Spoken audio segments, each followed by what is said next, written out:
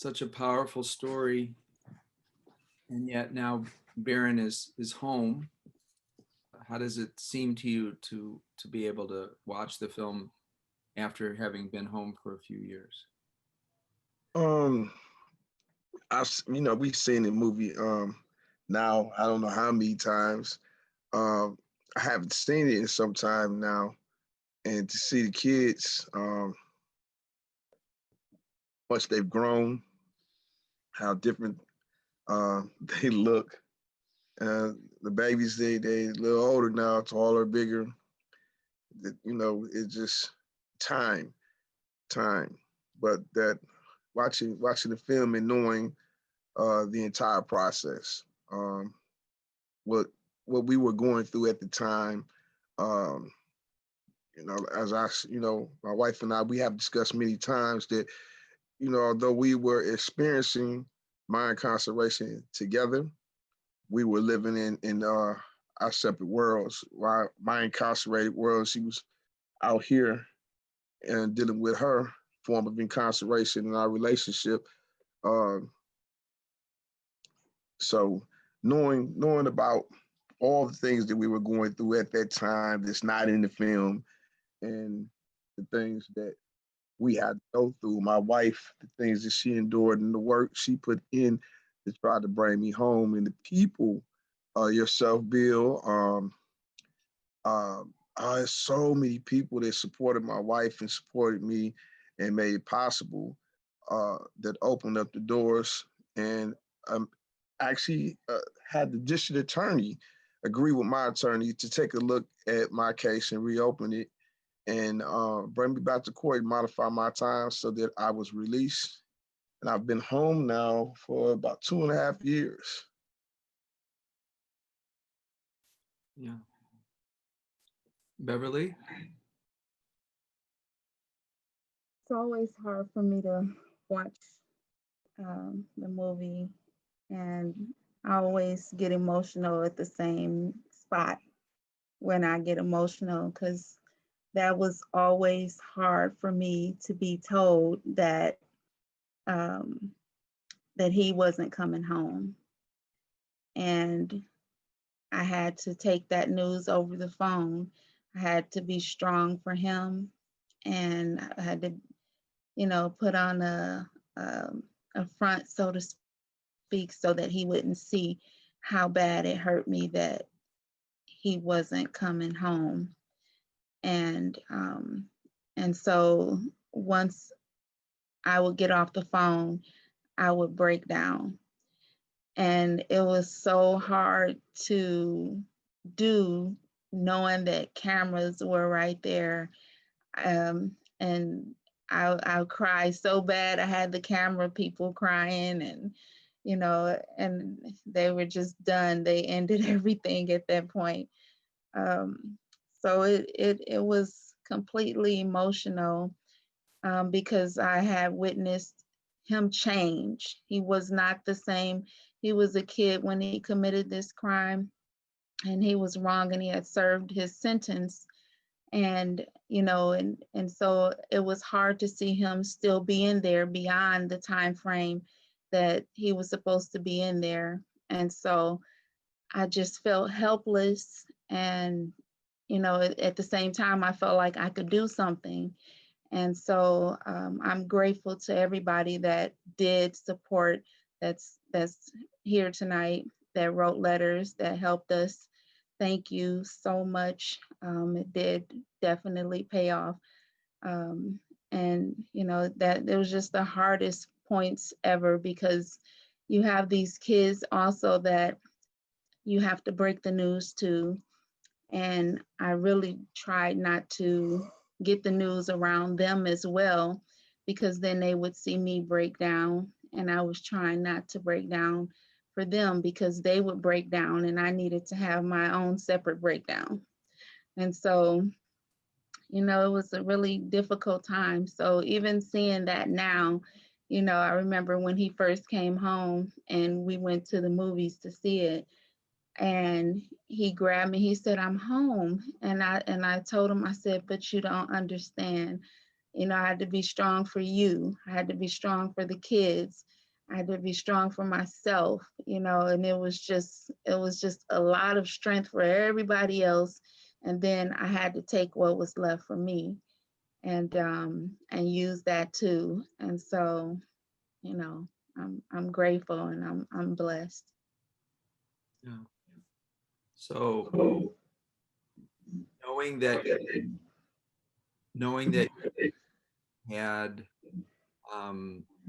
film made about you, and then all the notoriety that came after the film, and then that did contribute to Baron being, his case being looked at closer and getting him released. How does that feel about the other thousands of men that are in the similar, very similar situation for Baron?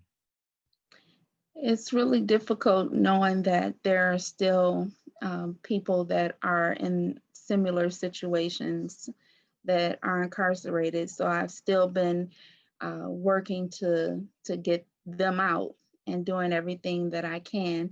And we've been having some marginal success. I would say about 500 people have been released. And you know, these are people that have served their sentence and they've been incarcerated for at least 20 to 24 years or more. And it's just more of a convenience to keep them incarcerated at this point. And so, you know, and they're trapped in this old law and this loophole. So it's still a struggle, you know, but I do everything that I can do to support, you know, them coming home and getting out and encourage their loved ones and encourage them. And when Baron came home, he did the same thing. He does the same thing. We write them, we allow them to write us, to call us, and, you know, we provide support. And we've taken on the mission of the young people who have went to prison when they were teenagers and they were waived to adults. And we take the opportunity to teach them breathing techniques. We just utilize all that is within us to help these individuals because, you know, when Baron came home, they told me that I couldn't keep my insurance because they don't insure people who are felons. So it was like one roadblock after another. You know, you serve your sentence, but you really don't get done with the punishment. The punishment is going to always be there for some reason. People are going to look at you funny. They're going to shun you and tell you what you can't have, what you can't do. And so knowing that, I feel like we have these tools and skills that we can utilize to help them deal with this because we don't want them to come home and be surprised that this is this way and then be so upset that they end up going back because they're frustrated that they can't get insurance like everybody else, they can't get a job like everybody else, they can't make a living like everybody else. And and here they've done their time. So we are utilizing everything that's in our being to help and to give back. When you had a chance to learn to meditate and then do the breathing techniques and then get exposed to the YES program and working with young people, what inspired you then to want to go on and become a teacher? Actually, that would be a good question for both of you because Baron ended up also teacher training. I was just curious about that. Well, I had initially started studying something, and while I was incarcerated, I came across this book on Taoism, and I was sharing it with my wife and telling her about breathing and meditation and things of that sort, telling her that by using this method, it can actually help her with different pain and suffering she was dealing with, that she could actually meditate and it helped heal her body. So I was trying to convince her. It sounded like she perhaps was listening to me, but it didn't sound like she was. She sounded like she was like, so I could just concentrate, and it's gonna take the pain out of my back. It's like just try it, try it. So sometime later, I think it was probably about a year or so later, she told me I met this guy named Bill. It's like you met a guy? Yeah. See, he wants me to meet him and have lunch. I said, you having lunch? What is this? He was like, his wife is coming too. It's like, that's okay. He's like, Bill is a lovely guy. You'll like Bill. You'll like Bill. And she had lunch with you, and then she told me you had invited her to a class. And she took the class, and she said she was very interested in class, and she was invited again to another class because she so happened to the class she initiated was the second class. So she was supposed to have taken it was not in the right order. It was two different classes. So she did part two before part one. So she had to come back and do part one. By that time, she was hooked. And she was telling me about it. She was doing the breathing methods every day, and telling me how it was improving her lung capacity, and it's helping her with her diet, things of that sort. But fast forward, I came home, and Bill was telling me, we met Bill. Bill was telling me about the breathing. He wanted me to try it out with him. And when I first came home, things was traumatic because it was surreal. I had served 23 years incarcerated off a 60-year sentence, and nothing really seemed real. I was still, adjusting, and like for like the first week or so, I wasn't getting any sleep. I sat down with Bill, and we meditated, and I felt myself go to sleep. But when I woke, I felt so energized and rested. And we talked for like about 4 hours, right, Bill? We spoke about all kinds of things, childhood and my experiences in prison and my views of teaching and my belief in kids and things of that sort. And but I think we had to break the conversation off. We just were talking and talking and talking, and I was curious about it myself. So from that point on, I started to go to some of the schools and witness my wife interact with students, her and Ambrose and things of that sort. And I wanted to participate too. I wanted to teach as well. So when the opportunity presented itself, I just packed up my suitcase. I was gone.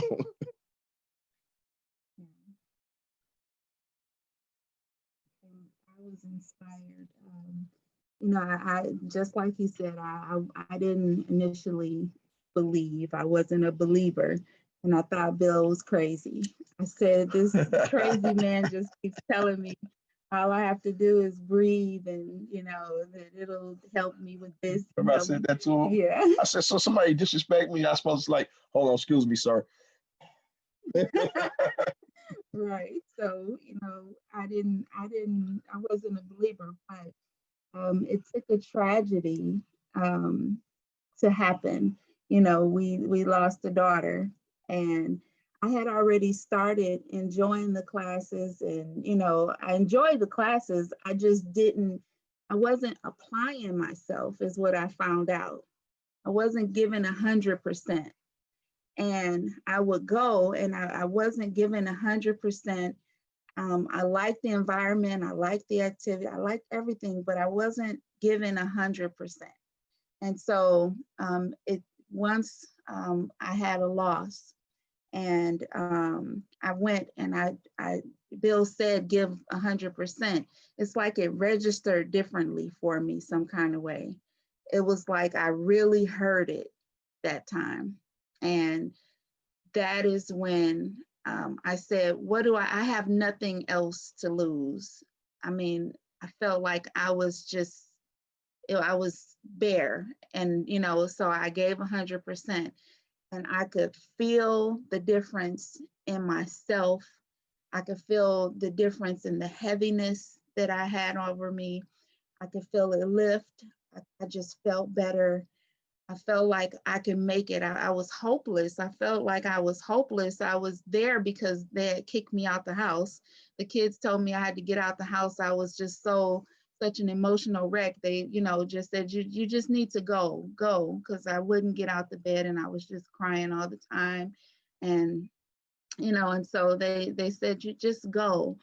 And I'm so grateful that I did, you know, because those little words, they, to this day, I may have said them to my son before I even knew Bill, but those few little words made all the difference with me to give 100%. And I promise it registered differently with me. And I gave 100%, and I felt like bricks lift off of me, and they were holding me down. And that was my motivation. And I knew at that point that, you know, that this was real, and, you know, and that this was something that was viable, and that I had to support this, that other people needed to know about this, you know, that I had to share this. I was just like, all of this other stuff was still going on. And even when I was on my TTC, my niece called. She had lost her baby, and she wanted me to come over. She didn't know I was out of town. And, you know, I kept getting bad news, but it wasn't affecting me. It was like it was kind of bouncing off of me some kind of way. And I was just caught in the moment of feeling like I was a new person. And that's what it did for me. And so it was just tapping into this energy that I had all along. I just didn't know how to get there. And I guess I wasn't applying myself initially. And once I did, you know, it was just something that I had to do. It was just it's something that I'm going to do for the rest of my life. Can I say something? Yes. Beverly, and I mean, this is such a incredible honor in a way to meet both of you. Your story is so inspiring, and thank you for Bill. Thank you for sharing these incredible human beings with us, first of all, and your commitment to bringing this knowledge to those who really need it is very, it's like a gift to us, because people like yourselves who have been through the kind of hardship that you have been through appreciate this in a different way, the gift that we have. And hearing just, I heard many things that stayed with me both throughout the movie and when you started sharing from your heart, your life story. But what you just said a minute ago, that you kept hearing all these bad news, but it sort of kept bouncing off of you. This is exactly why we have to put our attention to strengthen the human being rather than just trying to fix everything that's happening around us, isn't it? I mean, there is absolutely no way we can fix society's problems. They are there, but we can contribute, we can fix, or we can create more resilient individuals who are facing those problems. And I think the world is waking up to this truth. You are seeing it yourself. We are working in many different segments of society, and we are also seeing this truth, working with refugees, with ex-militants, people who have, for whatever reason, made wrong choices or were thrown into these life hardships, are waking up with a lot more hope about the future. And I feel privileged to be one of the people who can be a vehicle to bring this knowledge to all of you. And I welcome you warmly as teachers, as guides to all of us. Thank you. Thank you. Thank you. And thank you again, Bill and Ilan and the Sky team. Thank you. Thank you, Felice. Is there anybody else that would like to just ask a question, or please, I'd love to open it up to more people who would like to ask Beverly and Baron anything that they'd like. Bill, it's Rick. Yeah.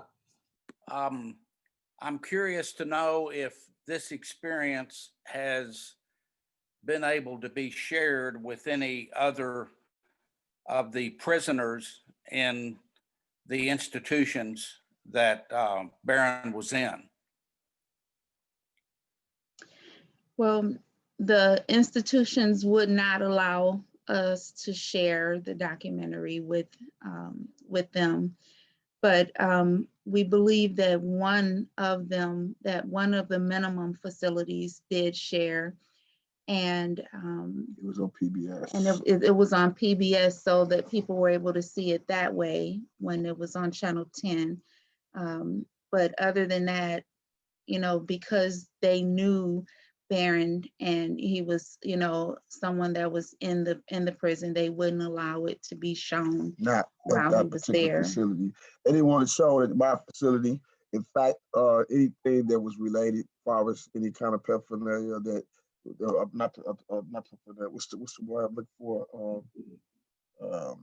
But anything, any leaflets, anything that was related to the movie, if they could some way, somehow block out my face or my name, what have you, they would do so. And if they found, some staff had seen the documentary, and they would bring in some of the material on their own, and when it was discovered, they remove it.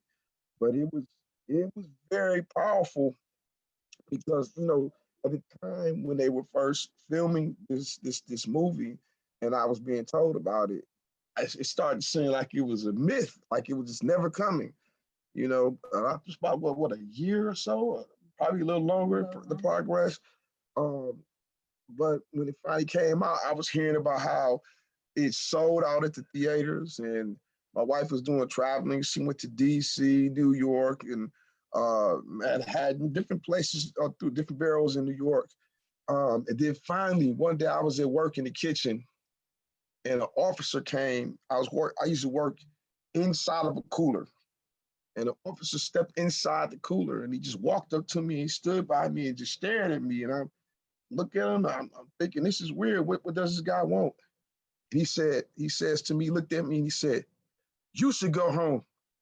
You should go home." Wow. He said, "I seen that movie. I believe what's being done to you was wrong, is injustice." He said, "I wouldn't be able to say this to you, but I'm quitting. This is my last day. They can't do anything to me. I'm not worried about it. And I'm telling you, you should be home." So after that, I knew this is a very powerful film. They showed it in Racine Correctional Institution, and the results of that, they said this is a prison, and people were silenced, and they watched grown men cry inside of a prison.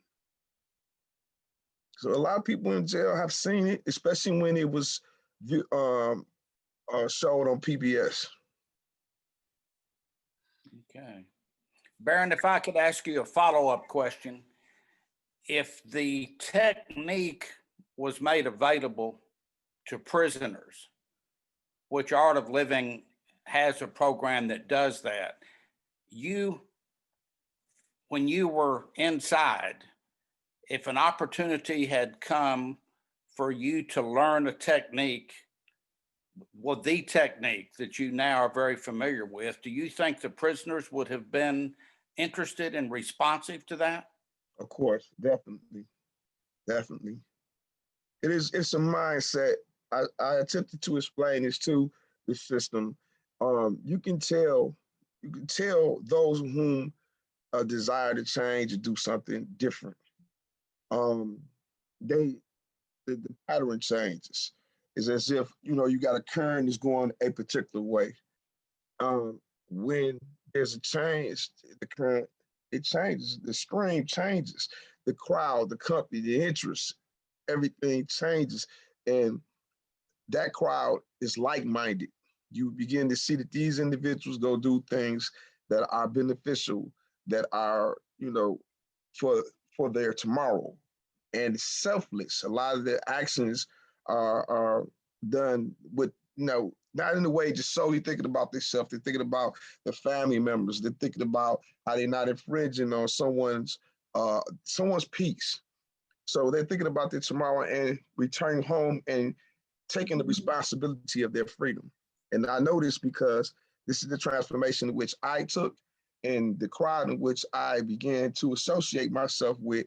We became like-minded individuals, and this was our conversation. It could be, if this may not be right on track, but as I said, Art of Living has a program known as Prison Smart that is designed to take these techniques into prisoners. Your story, should you have an interest in becoming involved, could potentially be very helpful for the administrations, which really make a decision on an individual facility basis, to allow some of this to come in. And if what would be so powerful is that you've actually done it and you have received the benefits, your family at home received the benefits, and that helps the success of you here back in society, well, in ways we'll never measure, really. Bill can tell you more about that. I would like to tell you I was moved by this thing. My wife and I both were. Congratulations to you, to both of you, and for all the efforts you're doing now. Well, there's no way to measure the good you're doing. Keep it up. Thank you very much. There's Beverly, these questions down here. There's some folks asking questions in the chat. You know, there's so many people on this call who are very passionate about social justice issues and have been doing work on criminal justice reform, or would like to support it as they're learning more and more in these moments. Could you share any insight on what you see as some of the best ways to support criminal justice reform these days, or how to support families in the work you're doing, or your sense of how folks here could support families in this very challenging struggle?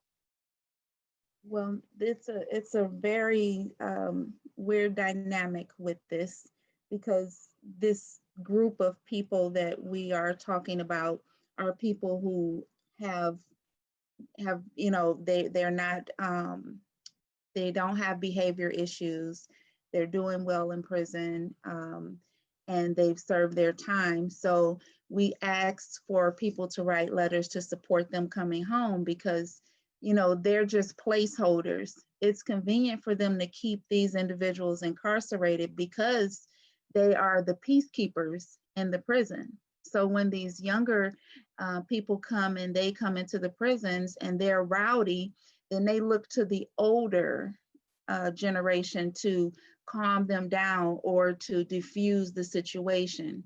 And if they get rid of all of the older generation, then the guards have to deal with it. And they don't do so well with dealing with it. But the downside of that is, if there's an altercation with one of these people who are in the older generation and one of the new generation, the person who's in the older generation could be set back from going home for years. And the person that's in the newer generation who's under the new law still goes home as scheduled. And so it's jeopardizing their ability to go home, dealing with, you know, somebody who doesn't have a mindset to do what's right. And so they've been doing what they're supposed to do, and they're trying to steer clear.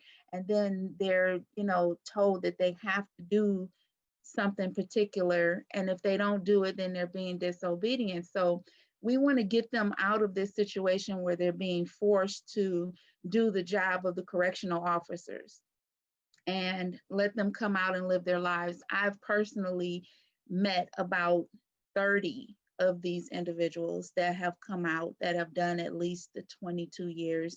And I haven't witnessed any issues with any of them. They all are working and haven't went back to prison or done any no reoffending or anything like that. And so, I'm proud to say that I supported these individuals coming home. So writing letters is the most effective way right now to get these individuals home. Can you think of another way? First and foremost, the system is an old system. It's ancient. It's an old idea, and believe it or not, it was considered a humane solution to a problem at a time in which the solution was hanging and or shooting. It was public punishment. And I believe it was Benjamin Franklin. Are you familiar with? Remember, I researched this. I believe it was Benjamin Franklin. He came together with some individuals, and they had a meeting in his living room, and they were discussing an alternative to this public punishment. And what they came up with was the prison system, one of the oldest prison systems. I think it's in Pennsylvania. I'm not certain. However, the design and everything, it's designed like the wheel on a wagon. You got the part, you got the horse coming out of it. If you look at any prison system, even the current ones, they're designed the same way. But that was an idea that has worked then, and not much has changed. And in fact, we have given so much power to government or these prison systems, trusting that they were going to do what they were supposed to do, or rectify or was rehabilitate people and bring them back into society. It's changed the better people, that we stopped showing any interest to what's going on. We just trusting that it was working. By doing that, they have become like omnipotent. They answer to no one. There's no transparency. So the things that's going on in there that are wrong, such as denying people for parole that should have been home 10 to 15 years ago, they don't have anyone to answer to. So a way of changing this is demand changing the policies. If these policies and procedures aren't changed, can't expect anything different, because the parole can deny without any substantial reasons. They just believe that you may offend. It's a possibility that you may commit a crime, and that's enough.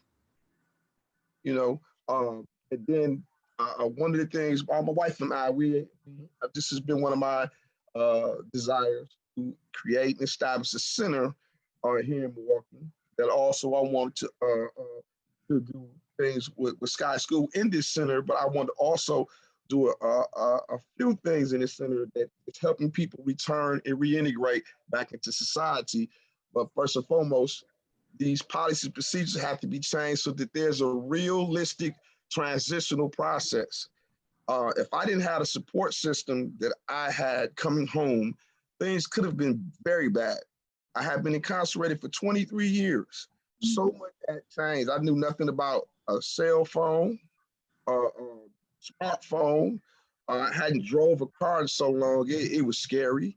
One of my most horrific experiences is when I went to fill out an application, and I had acquired all this education, all these skills, trying to prepare myself for, making myself diverse so I can go get any kind of job. I filled the application out with no problem. And then it asked me, what had I been doing last year or the last 5 years? Where was I employed? And I couldn't answer that question. I could have answered it, but as soon as I told them, well, I was at Fox Lake Correctional Institution, then prior to that, I was at Columbia Correctional Institution, and I was the manager in the kitchen at Dirt Center Institution. And once they seen that prison institution, they would have denied me, So that was very frustrating. So one of the things I aim to do as well, like we have these policies and procedures where institutions and jobs or companies, they swear no discrimination and what have you. I want to get some of these companies to agree to be ex-felon friendly, where they assert that they do not discriminate against ex-felons and actually sign on to let it be known. So if I decide to look on the website, I can see that this is an ex-felon friendly employer, so that people that are coming home, they can seek employment and know that these are people that is willing to hire ex-felons, you know, and teach people about the process of filling out applications and what to do and how to do it, so they don't run into that wall. So I can provide information about the writing of the letters and writing your legislatures. And I will provide that. That's on Familydeferred.com, www.familydeferred.com.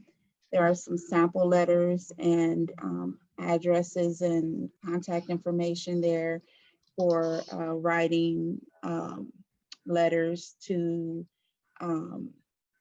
different legislators, to different people who are incarcerated. And then we try to list people. We have to update this month with the new list of people who we want to showcase, but we try to list people so that, you know, they can see, so that you all can see that, you know, there are people that are out there who have met the conditions to be released.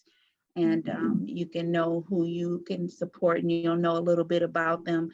You can write them and interact with them if you desire to, or you can just write the parole board and ask for their release, and they'll correspond with you, the parole board, and tell you, you know, this person hasn't had any offenses, they have had good behavior, we're going to do this and that with them. So they'll, you know, they'll correspond and give you information.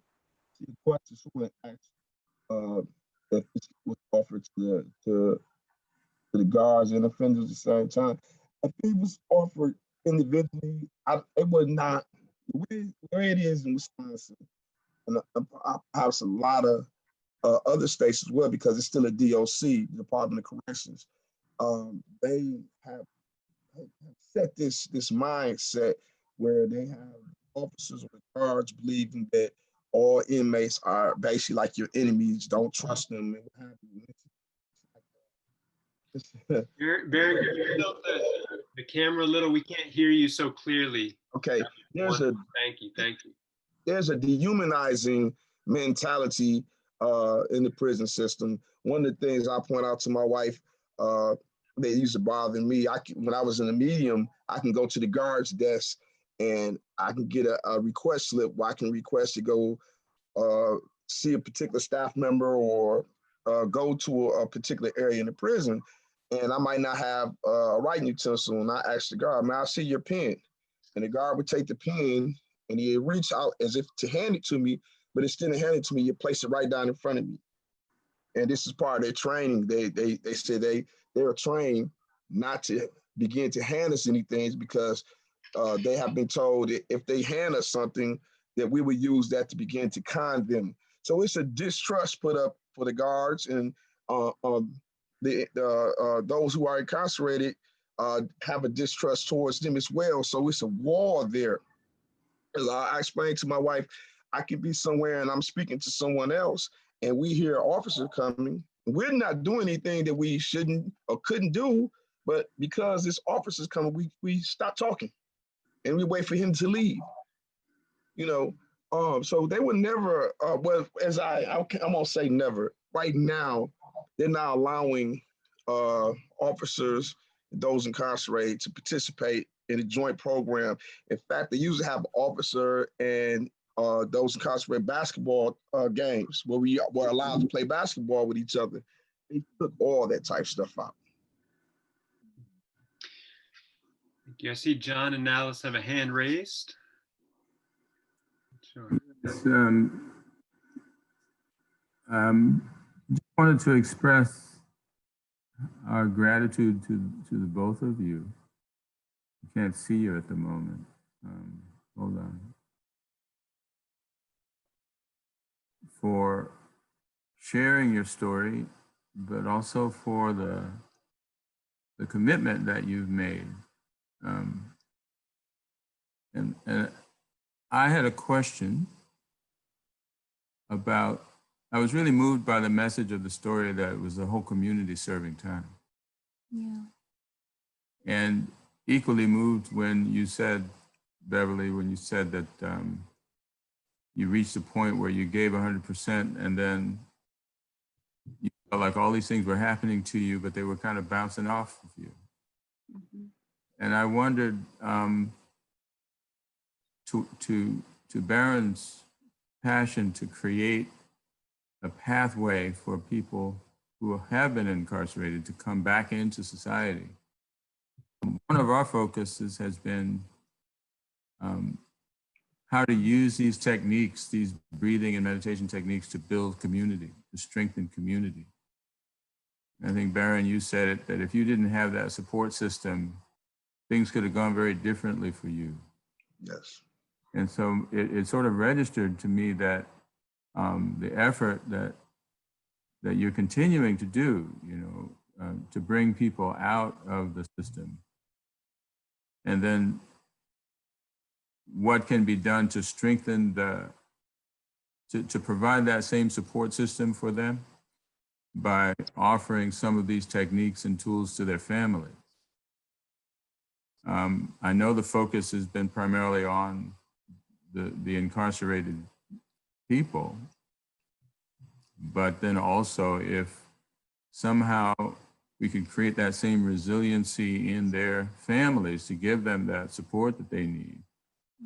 You know, we could identify the families and go straight to them and say, look, here's something that worked for us. And by doing that, create a stronger and stronger community for them to come back into, right? That would provide that same level of resiliency and forbearance and strength and the ability for them to actually go through this process. I mean, it seems to me like there's a wealth of opportunity through your own experience to really create I guess you would think of it as a program that would really magnify, I would think, the impact of the work that you're doing. Seems to combine also, just in my mind, just hearing your story and hearing that alignment, it would seem to me to also tie in to Baron, to your ideas around providing resources for,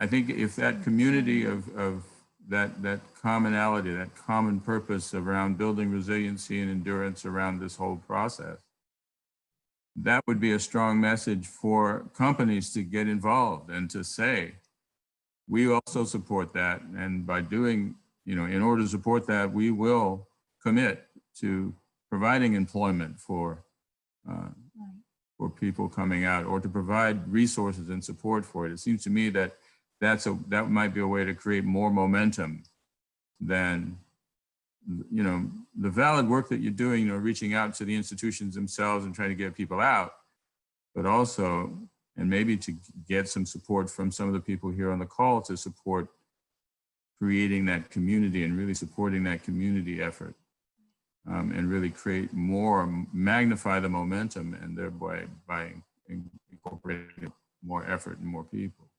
It's just a thought that came to me after just listening to your story. Right, we were involved in a similar effort in DC. It was a place called CSOSA. There was an offender rehabilitation but reentry program for incarcerating individuals. And that was the director of that program was also interested in whatever we could do to help create that momentum, right? Because recidivism, as you know, is a big issue. People come back, they don't have a support system, they don't have a mechanism to really stay engaged.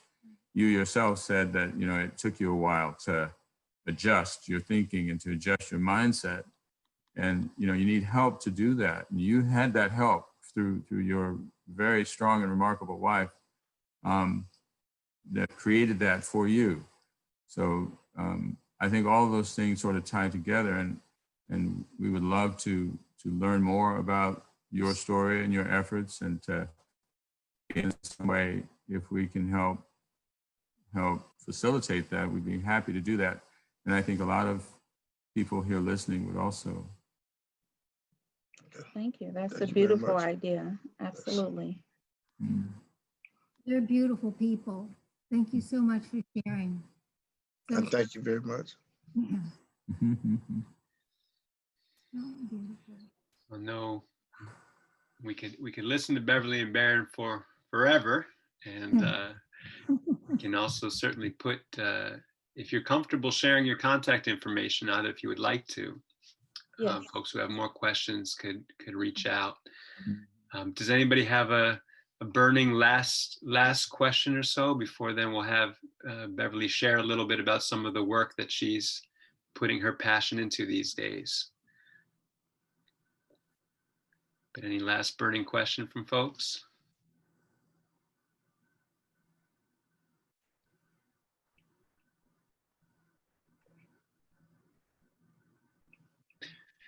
I do see Rondi asked a question before in the chat. I think she was asking about the work Dennis was doing, working with the fathers, and she asked, what is the balance between self-reflection, self-forgiveness, and holding racist structures accountable? I saw that the men in prison felt terrible about themselves. Are they able to see the structures that played a big part in their incarceration? You were talking about the film being screened. Is there broad and increasing awareness or ways to help support that awareness spreading about the change that needs to happen in the structures? Well, when it comes to the screening, there is a lot of screenings of this documentary, and it is a couple years old now, but people still are screening it. And I know Baron mentioned earlier that it took a while for part 1, and it's taken a while for part 2, which will highlight him coming home, but they are still working on it, and it will come out, and it'll definitely highlight some of the work that we've been doing with Sky Schools. And, but to Dennis's accord, he just got through running for office, and he didn't win. I'm not sure if he's still, I know he's not working with the Fatherhood Initiative anymore, but I'm not sure if he got his, he was doing a community center, if he got that up and going or not. But, we will help you get the documentary if it's something that you want to do. They'll, give you the information about what their restrictions are. I just, felt that it was something that Bill brought up, and we wanted to bring to our community, and have it something that everyone here had an opportunity to see and be a part of, and to share with you all, and also to thank you all, because we are definitely in a great gratitude for everyone here, and for your interest and just your support. So we just wanted to thank you all. And so if you want to obtain the documentary, we will do everything in our power to help that become to fruition for you to do as well. If you want to screen it or show it, or even just to see it again. And so it is done widely in the Milwaukee area, and also all over. I know in Atlanta and Detroit, and there are so many places, and every now and then they will ask me to come and speak, or not since COVID, of course, but they'll ask virtually. But it is something that they are working on, and the conversation is there. But I would like to move from having conversations to actions, and have actionable steps, and see some progress, because we can talk about it forever, but what are we going to do to make some changes? And that's what I'm looking forward to, making some changes in these things that are keeping these, and for this particular film, the 62% of Black men incarcerated, and the other issues that we're supporting, where they're waiving these children to be adults, and having them serve adult time in prison. So, you know, I'm looking to see what can we do to change these things. And that's what I'm on actionable items at this time. Beverly, you're such an amazing activist and voice, and you've traveled this country addressing these issues. And yet, for some reason, you've chosen to put full-time energy into bringing Sky schools to kids or working with young people. Why is that? A few people are asking questions around it. What is your vision there?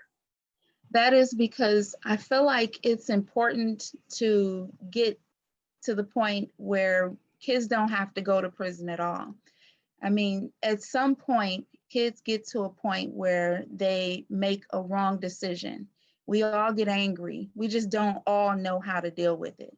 We all get frustrated, and some of us deal with it in different ways. And if we could just teach our youth how to deal with themselves, how to manage themselves, then they don't have to go to prison. You know, there will not be situations where kids are being, you know, passed to adults in these court systems, or that we're having kids that are growing up and going to prison, because they will have they'll know how to manage themselves, and they'll know how to manage their anger and their frustration. They'll be button proof. That's right. You know, and so we want to build. I really love what the first person said, that we need to invest in ourselves as human beings. And that's what I feel like, that this is an impressionable age. And this is the perfect time.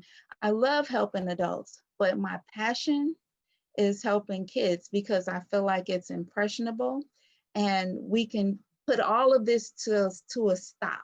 At some point, we can end or significantly reduce the prison population if we, you know, just deal with it on the front end.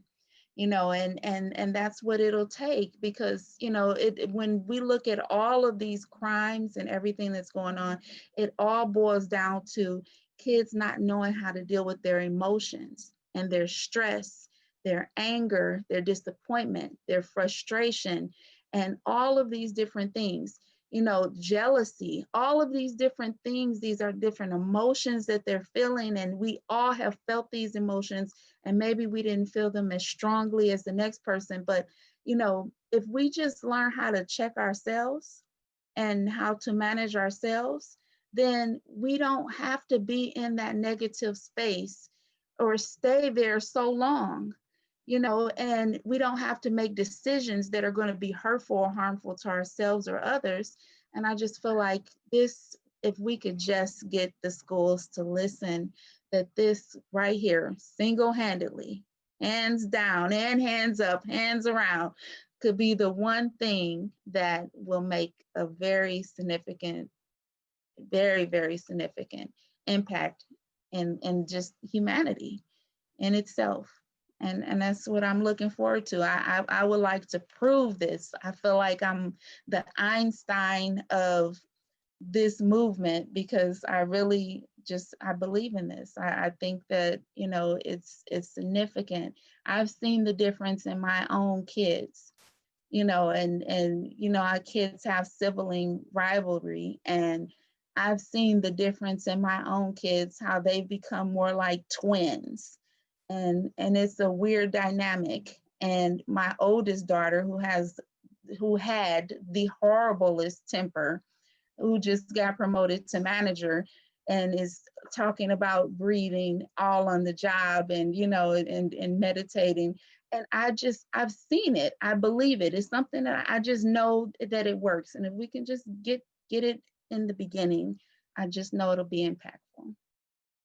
Beverly, teaching with you on the south side of Milwaukee after you did your teacher training was such a joy for me, because just seeing your face light up when you'd see these kids' faces light up was one of the most beautiful things that I got to see in my experience. And you are such a beautiful vehicle for this, and such a beautiful instrument to bring this to kids I know your life personally, I know that your life has been turned around in such a powerful and beautiful way. And it's just been a joy to know you for these last number of years, however many years. I love what Baron says about who's this man that came into my wife's and yet we have so much. I get speechless when I think about both of you and what you've brought into my life. So I'm so grateful that everybody is here to be able to meet you, and I would like to do more of these. I think we really need to share you and your story, both of you, with more people, and so this has been a great gift for me. Thank you for agreeing to do this. Yeah, we love you, Bill. We appreciate you so much. There are some folks on this call who are new to this whole environment. A lot of folks are very familiar with IHV and the stress management programs and the SKY practices and art of living, but I know there are quite a few people here who aren't and are interested to learn a little. Beverly, not to put you on the spot, but would you be willing to share a little breathing with us, some kind of nice nightcap to our session, and bring us into a space? Yes. All right. Let's sit up as straight as we can. We're going to do some straw breaths. All right. Let's close our eyes or lower our eyes. And straw breath is where we take a deep breath in and we breathe out like we're pushing air through a small straw. And we take our time. We don't want to go fast. And it's just one breath in and that one breath out slowly. And let's do about 3 of them, okay? We're doing them at our own pace. So let's take a regular breath in and breathe out and begin. Air through your nose. Breathe out through your mouth.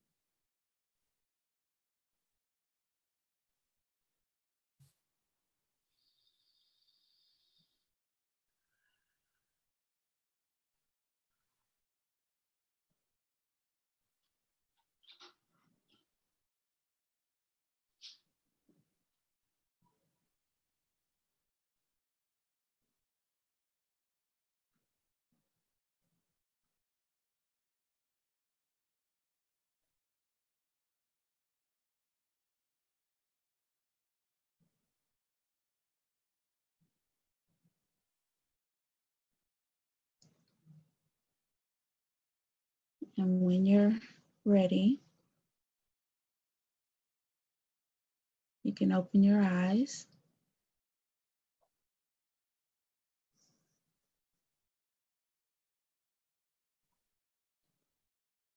Oh, excuse me, I'm ready to go sleep.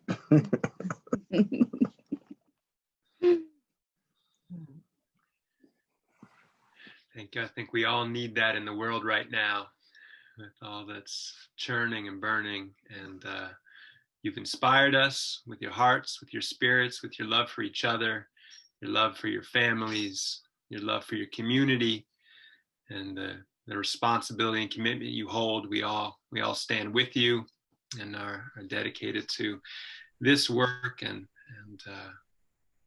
to you. So I wanted to share a quick little announcement of some of your courses. Beverly, maybe you'd like to talk through for others what you're doing. Beverly is one of the directors of our programs, working not only with youth and educators in schools, but also supporting bringing programs into prisons, working with folks after reentry. She's building those programs, working with community centers, governments, both in Milwaukee and now in Chicago, bringing this work to Chicago. So she'll be teaching a few courses this month, and Beverly, would you like to share what these programs are, if anybody would like to attend themselves or to invite somebody else to join? Yes, the Breathe With Me course we have a Breathe With Me for people who identify as Black. And those courses are led by Black facilitators. That will be November the 17th, the 18th, and the 19th. And that's Tuesday through Thursday from 6:30 to 9 Central Standard Time. And the registration information is on the screen. And then on November the 20th through the 22nd, we have the Sky Educator Wellness course. And that's open for everyone, for the general public. And that's going to be Friday night from 6:30 to 9 p.m. and Saturday and Sunday from 9 a.m. to 11:30 a.m. And we do ask that you attend all 3 days. So we hope that you can make at least one of the sessions if possible. So we would like to extend the opportunity to you at this time. Beautiful. And if you would like to share the program with a young person in your life as well, you can certainly contact Beverly about working with a school in your area, but you could also visit skyschools.org/kids-teens and find programs specifically for them. And if somebody would like to make a contribution to support the work Beverly and Baron are doing and bring this to young people, you could do so here. Right now in Milwaukee and Chicago, there are so many schools that are asking for this work, and due to dramatic state budget cuts are really struggling to bring it to their communities. So you could certainly make a contribution there if you're inspired.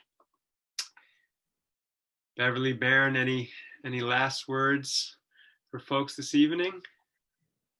I would just like to thank everyone again for viewing the documentary and for your support tonight. And we ask that you just share our upcoming events out with your social media or whatever followings that you have, if you are inclined to do so. And again, we just thank you. Thank you all for inviting us and this opportunity. I missed you, Alon. I love you as well. Good seeing you and seeing new faces and faces I hadn't seen in a while, a long time. So I thank you all. Y'all have a good night. All right. Thank you both. All the best to all. Take care of yourself. Take care of others. And we love you. Love you too. Love you too. Blessings. Bless you for your work.